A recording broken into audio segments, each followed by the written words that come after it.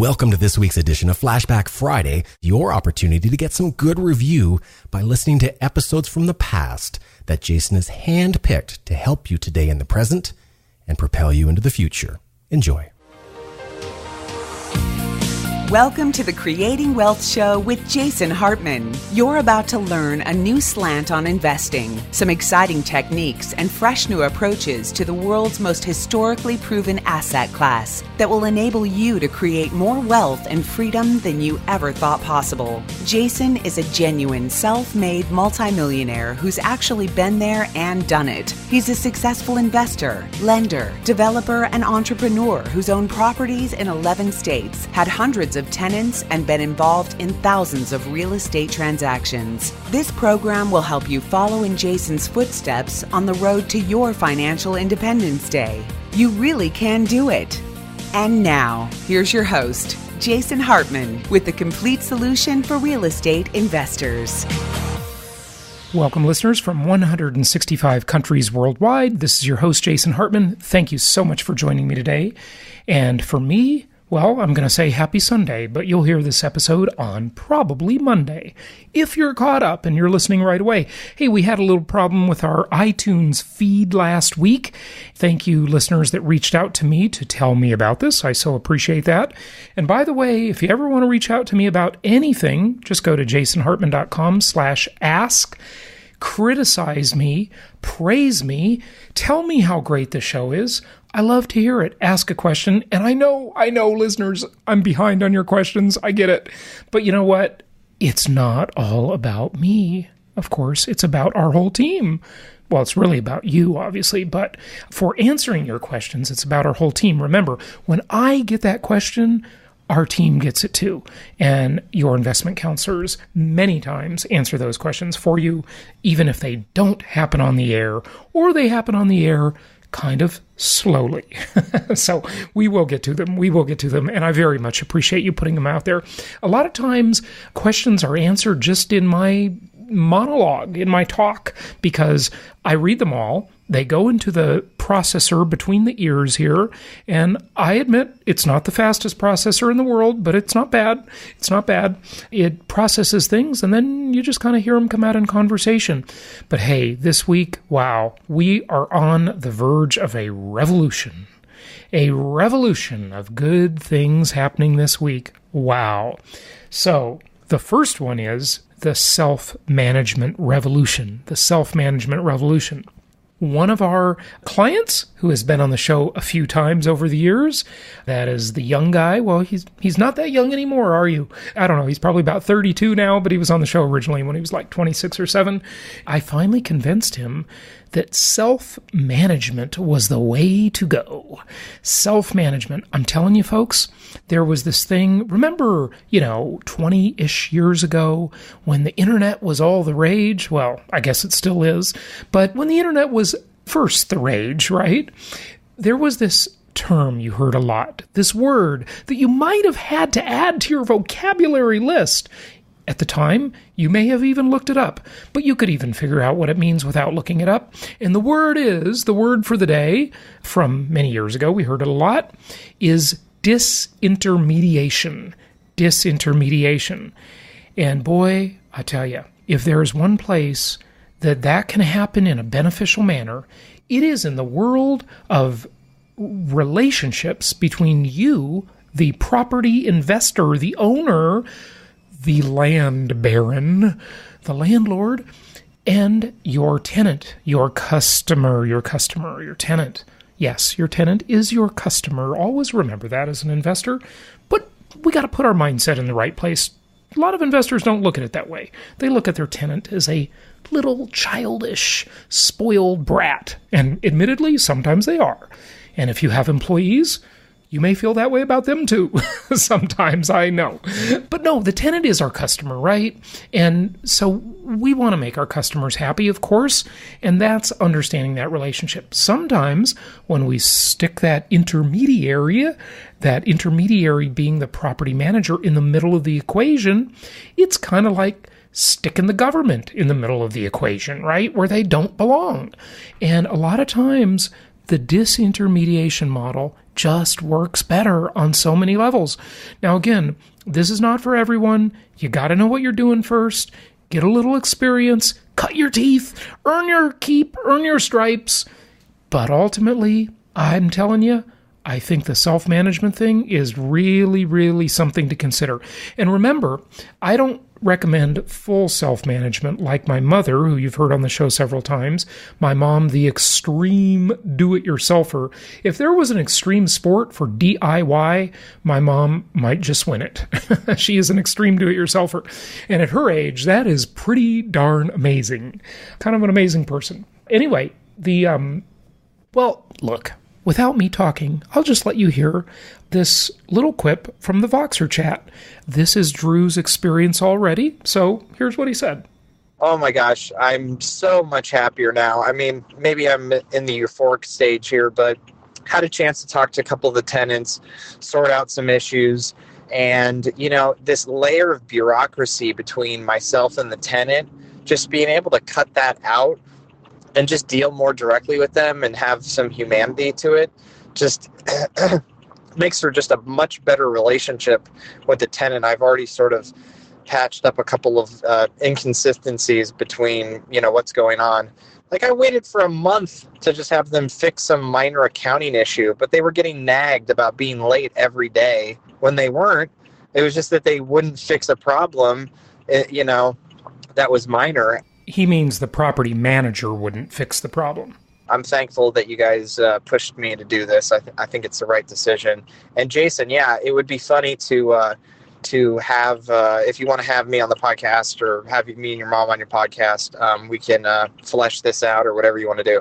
Okay, so there you go. See, disintermediation, getting that property manager that is many times in the way out of the equation and dealing direct with the source, dealing direct with the tenant, dealing direct with the customer. Now listen, folks, if you have a great property manager, they're worth their weight in gold. But I watch my mom do it versus the way I watch myself do it on my non-self-managed properties and the way I watch our clients who aren't self-managing do it. And I just think that a whole layer of issues, frustrations, delays can be resolved when you don't have that intermediary in the middle. So the way, again, I'll just suggest that you approach this equation is, number one, you got to have a little bit of experience. So this is not for the newbies.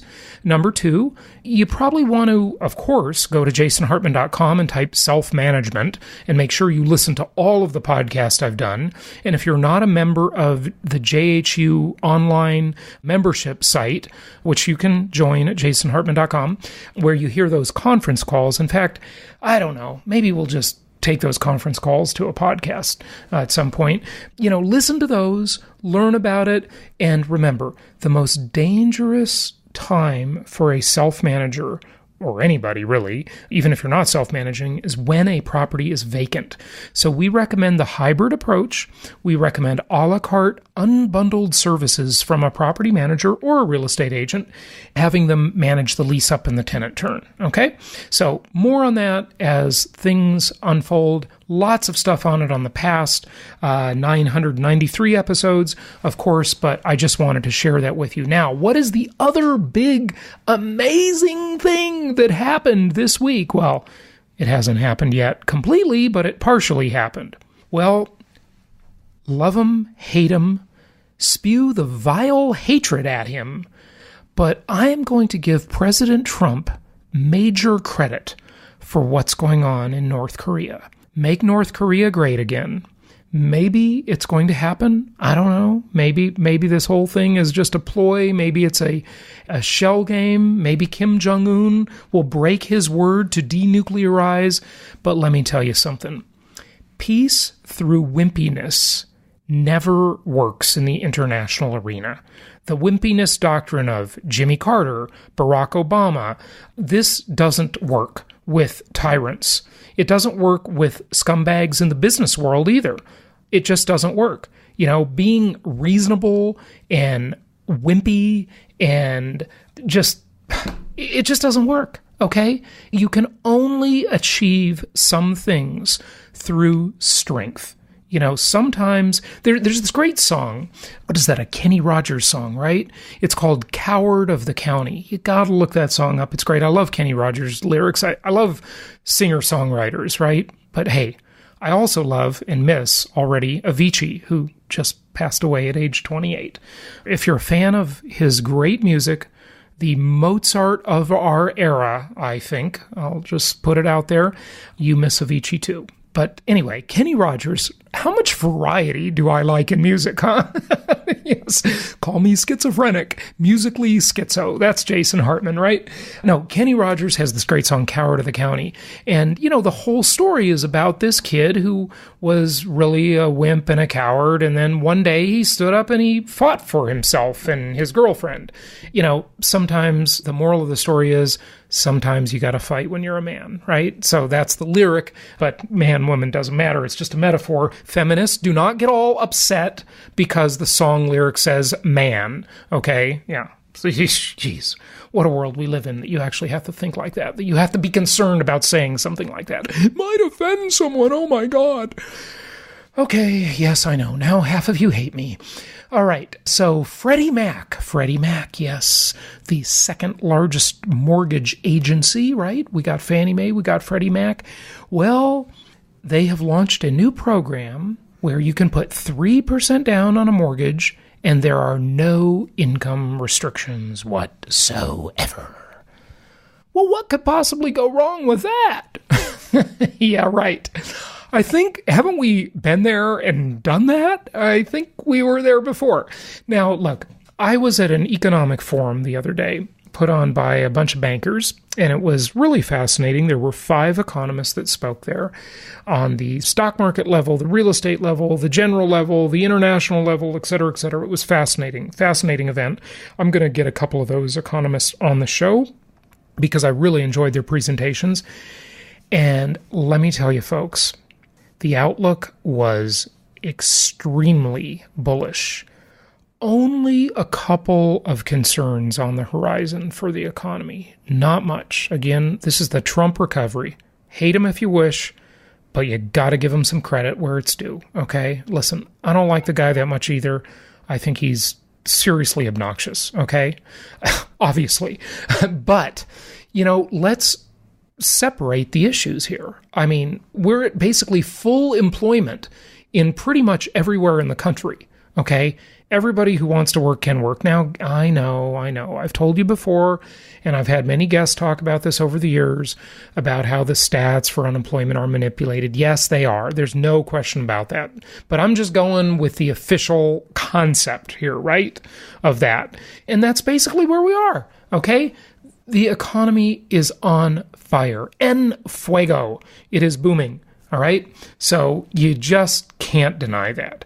And all of these economists that were talking about the real estate component said what I've said to you before, you know, just echoing what I've said. The banks have been pretty darn conservative this time around. There is no mortgage crisis. Not yet. Now, maybe a new Freddie Mac program like this will be the entree. You see little inklings of it here and there where the lending is getting kind of crazy, right? You know, a 3% down program with no income restrictions, right? Well, you know, that could be bad, but I'm sure there's credit restrictions and credit guidelines there. So, again, by and large, there isn't a mortgage crisis waiting to happen. That's not going to be it this time if there is another big collapse and a big Great Recession ahead. That's about all we got time for. I had a bunch more I wanted to talk to you about, but you know what? We got to get to our guest. So let's do that. Let's talk about affordable housing with Richard Burns today. I hope you'll join me in Philadelphia. This event, again, I thought this event would sell out like right away, but it's not for some reason. Maybe it won't sell out. I don't know. We're not far off from selling out. We still got a few weeks to go. But hey, I hope you'll join us. Philadelphia, May 19th. It's going to be a fantastic Creating Wealth event. We're adding the Portfolio Builder game to it. So if you've been to JHU, Jason Hartman University, and you played it there, this is the newest version of it. We keep making it better. You know, when you put people into groups and you never know what's going to happen, what they're going to come up with and throw at you, right? And how they're going to manipulate the game and do all that kind of stuff, right? So we keep improving the game, right? And we are going to go with the newest version, improved from our Silicon Valley JHU event a few months ago. So we're going to play that during Creating Wealth this time. We've never done that before, so that's going to be exciting. I will be in Philadelphia for a couple extra days on either side of this event. So if you're coming and you'd like to sit down with me personally and do a portfolio makeover, I'm happy to do that. Happy to sit down with you the day before the event on Friday or the day after the event on Sunday and do a little bit of that as well. So if you want it from me personally to investment counsel you, I'm going to allot some time to do that during this event. Again, a lot of times when I do these events, in and out of whatever city we're in. But on this one, it's kind of leisurely. I'm going up to New York on Tuesday with two people that are traveling with me to do our mastermind, our Venture Alliance mastermind event the following weekend, which is another great event you should attend. We're going to do some really cool stuff in New York. We've got a couple really cool speakers. We've got one of the attorneys who done a lot of the big major real estate deals in New York City. He is speaking to our group, and that's going to be fascinating. We've got a blockchain media person speaking at the event as well. That's going to be quite fascinating. And then we've got one of our internal people speaking, who you have not heard yet. That is Nate. He just came aboard with us, and he is heading up an entirely new product line that we are going to be launching fairly soon. So stay tuned for that. I mentioned it to the Venture Alliance people at the Ice Hotel in Sweden just a few weeks ago there. And so we'll be talking about that at the Venture Alliance Mastermind in New York City the weekend after Philadelphia. All right, folks, go to jasonhartman.com to check out all of that. Click on events, and let's get to our guest and talk about affordable housing.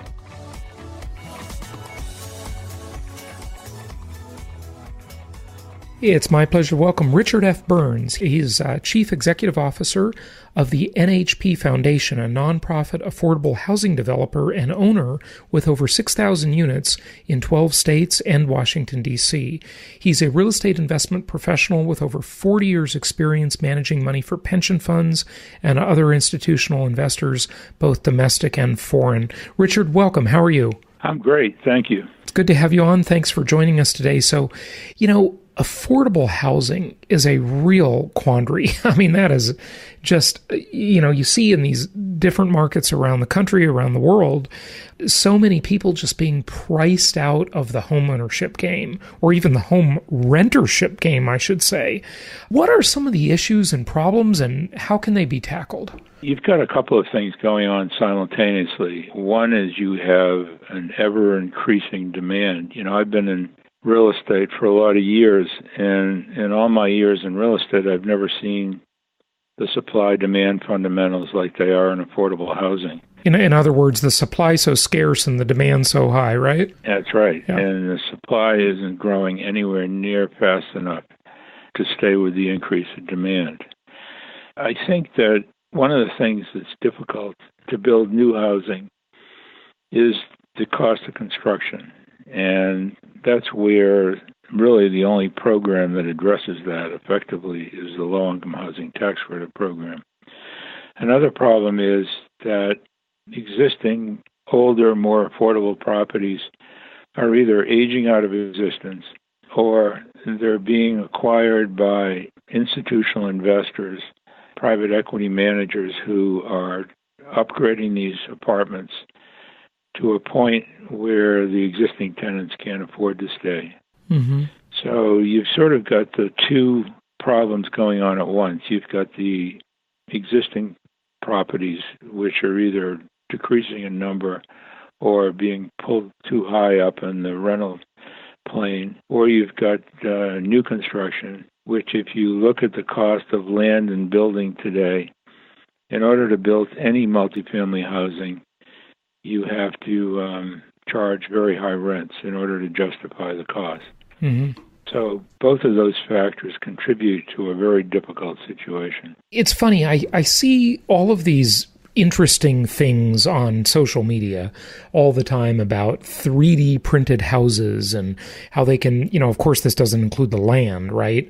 But, all these sort of new models of, reducing construction costs. This 3D printed house was built in, a day and a half and it only cost $10,000 and hey, it looks pretty great to me. But, you just don't see this stuff in the marketplace. I mean, where's the disconnect here? I'm sure you're thinking about and talking about construction techniques all the time. Traditional construction, of course, is just skyrocketed. But I don't see this other stuff in the marketplace. It seems to be just a lot of talk, really. The major obstacle you've got is the building codes in this country, which are very restrictive and which make it very difficult to build anything outside of those codes. Mm-hmm. So by the time you get as you mentioned, you've got the price of the land, yep. and then you add to that the construction you need to meet code. It's very hard. So the 3D, and I don't want to get on a big tangent about this 3D printing, but I just got to ask you, because these things are really floated around a lot. I'm seeing this quite often. And you probably are aware of the 3D printed apartment building in China. There pictures of that have been floating around social media. Are those 3D printed houses not up to code? I mean, are they... maybe they're not. Maybe that's the thing. They couldn't be built in the U.S. It wouldn't meet the code in this country. Yeah, right. I was in Vancouver, and they've built apartments out of old shipping containers where they stack them and connect them. Yep. And we see that here a little bit in the States, but it's still really expensive. They're actually talking about some of that in New York City. Yeah, but it's very expensive, though. That's not cheap either. No, and, you're talking about such an amount of demand. These things can only nibble around at the edges. Right. Really, there's two components of every property, right? There's the land and then the construction cost, the improvement. And so the land costs, of course, are driven up incredibly high by environmental restrictions, land use restrictions, and then the construction costs, those are the commodity value and the labor costs and so forth. And then you have the demand that is just increased so much with foreign immigration or not even immigration, but just foreign investment in U.S. real estate, where you've got non-wealthy buyers and renters from south of the border. You've got wealthy buyers and some renters from China, Russia, South America, etc. And, there's we're not even close to meeting demand, are we? No, we're closer on the market rate side, but we're very far away on the affordable side, particularly for the very low income and renter. They really have the most difficult plight. Yeah.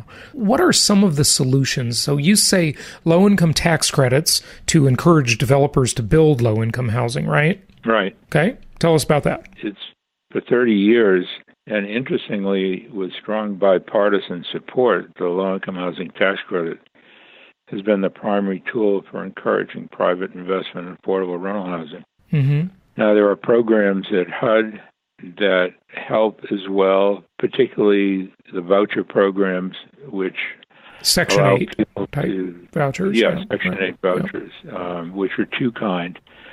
The ones that we like the most are what they call the project-based vouchers, because when you have project-based vouchers, the property becomes financeable.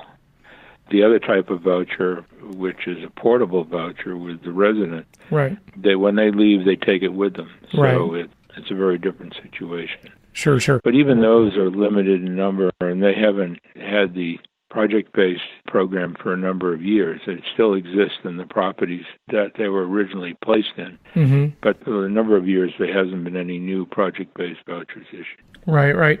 This leads into really another discussion, though, about the role of government, skyrocketing debt and deficits. And, someone's got to pay for all this stuff, right? The taxpayers pay for it, or just everybody does through inflation. And then, it kind of begs the question of, do these government programs really help or hurt people ultimately? Do they make them dependent? And we have many clients, and I have personal experience, of course, too, with Section 8 housing. And it seems like the tenants just stay on the program. They never get off it. There's no real incentive for them to become more independent, I guess. What are your thoughts? That sounds a little like a market rate developer that has to put some small percentage of the property in affordable housing. Right. By and large, the people that we have, and we have a lot of them, who have vouchers, don't work in jobs where they can escalate their income to a point where they don't need those vouchers. They're working in a warehouse, they're working in a McDonald's, they're working in a retail trade, they're working at a very low-level job, and therefore they're not going to be able to afford housing without those vouchers. So I think it's hard to throw them under the bus with welfare and food stamps and all the other programs, which you can argue one way or the other. Right. But I think housing, what's important about housing is it's more than just a roof over your head. I mean, one of the things that we do in addition to providing the housing is we have an array of programs that are really designed to improve the quality of life for the tenants. And, one goes hand in hand, but there's comprehensive studies available these days that show that when people are housed, they're healthier, they're more employable. Sure. Their kids are healthier, they learn better. So if vouchers allow those people to have a place to live and improve their lives in a number of ways, then they're providing a real service, and there aren't enough of them, quite honestly. Yeah. Well, I mean, I certainly agree with you. It's better for people to be housed. There's no question about that. We don't want, the homelessness problem is a whole nother giant problem that seems almost insurmountable. I mean, I don't know how you solve that problem. I guess nobody does. But what's so sad about the labor situation that you mentioned is that all of these menial jobs, the working at McDonald's, a lot of these jobs, they were never meant to be careers, but they've turned into careers, sadly, for the working poor. When I grew up, you'd get a job at McDonald's or, in retail, and that would be how you worked your way through school, or when you were very young, that wasn't your career. What happened to the country that, where do these high-paying real careers go? They seem to have been exported. The fact is, there's a large amount of jobs available. It's just that you don't have people that are qualified, primarily because of education. But I've talked to people who have had to interview a lot of people in order to find a few people to work there. And one of the big problems we have today is the drug problem. People can't pass drug tests. Yeah. So between a lack of skill, because a lot of the menial jobs that paid decent wages are gone away through automation, through outsourcing, through a lot of other areas. And the education system in the country has not kept up with educating people for the kind of jobs that are in the 21st century. It's a real problem. Right. Well, no question about it. I mean, you've got, sadly, these students leaving massively overpriced colleges with massive amounts of debt. They basically have a mortgage. They just didn't get a house included with it. And they've got these liberal arts degrees that nobody's hiring for. I mean, what happened to the sciences and engineering? And the whole thing's a mess. But I guess we could go on with that forever, right? Oh, yeah. Yeah. That could be a long discussion. It is a long discussion. It's a big problem.